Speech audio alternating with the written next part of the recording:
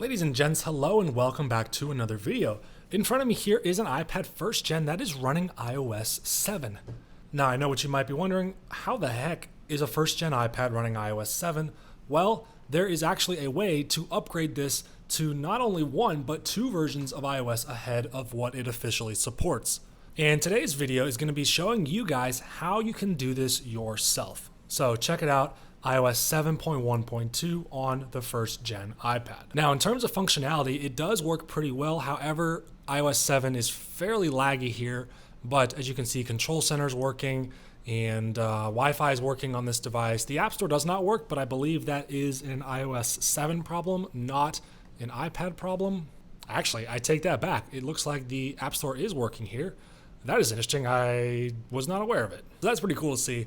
I don't know if everything is functional on this device, but in terms of usability, I mean, you can definitely use this on iOS 7. But enough talk, let me show you guys how to get your iPad upgraded. Now, you're gonna need a few different things. Obviously, you need a 1st gen iPad. I've got one here. This one is running iOS 5. I just restored it, so it is completely stock, 5.1.1. You are also going to need a 30-pin to USB cable. And I've got this here, it's plugged into a dongle because I'm going to be using a USB-C MacBook.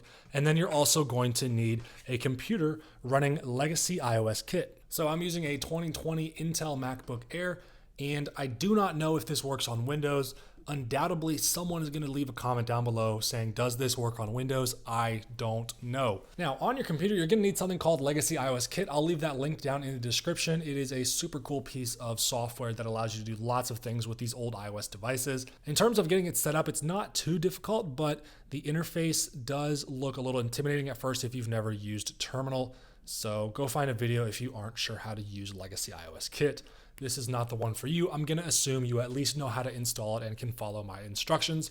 If you can do that, then you should be golden. Okay, here's what we're gonna do. We're gonna get the iPad connected to the computer, and then most of the steps here are actually gonna be on the Mac itself, and just a couple steps on the actual iPad. So let's go ahead and get plugged in here.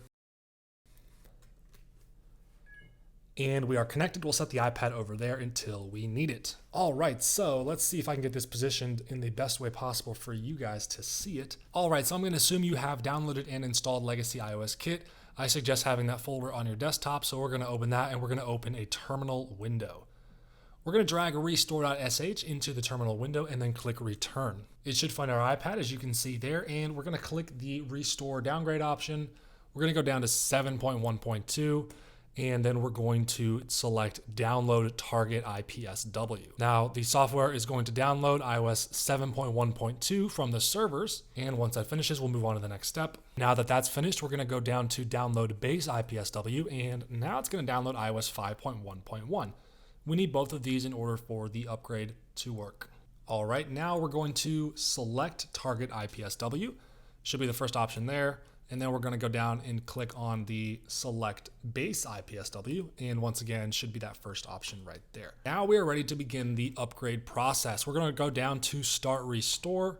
Now it's asking if we want the iPad to be jailbroken. My suggestion is yes, just because it literally does it for you. No extra steps. And it allows you to do a lot of extra things with your iPad once it is upgraded. So I'm going to select yes. Now this option here, I'm going to select the PWN DFU just because it's easier and my current iPad is not jailbroken. If you really know what you're doing, you're probably not even watching this video, but for most of you guys, I would select PWN DFU. So we'll click enter there, and now it's asking to send the device to recovery mode. So we're going to click yes, and then the iPad should shut off and it should boot into recovery mode. Very good. Now we're going to put it into DFU mode. I think that's going to be the next step there. And for that, we're going to have to pick up the iPad and follow along with the prompts on the screen. We're going to select yes, and then we're going to hold power and home button for 10 seconds, or actually 8 seconds. It's going to count down on the screen for you, so just follow along. Once that gets to 0, release the power button, but continue holding the home button until the countdown stops.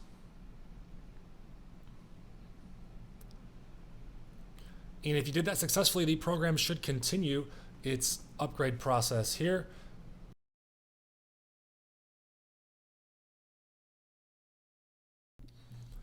All right, the upgrade has completed, so we can go ahead and disconnect and put the computer away.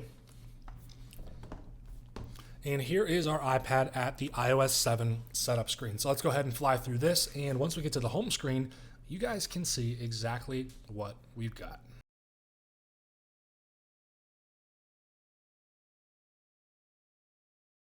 And here we are with that classic iOS 7 home screen. And we've got Cydia there because we did select the jailbreak option during that upgrade process. So I know iOS 7 is really not smooth at all on this iPad, but it's pretty cool because there is no iPad that iOS 7 is the last version to support. Unlike the iPhone models where the iPhone 4 supports iOS 7, that is actually the only device that you will easily find running iOS 7 because it was the only device that ended support on it. No iPod Touch ended on iOS 7 and no iPad ended on iOS 7. So to be able to get it here on the iPad first gen, while it's not the best experience because performance on the first gen iPad was bad to begin with when Apple launched it, it's still pretty neat to have a very reliable and easy method to get iOS 7 on an iOS device.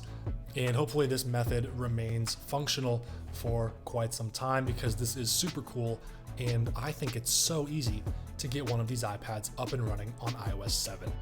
So hopefully you found this guide helpful, and as always, I look forward to seeing you in another one of my videos.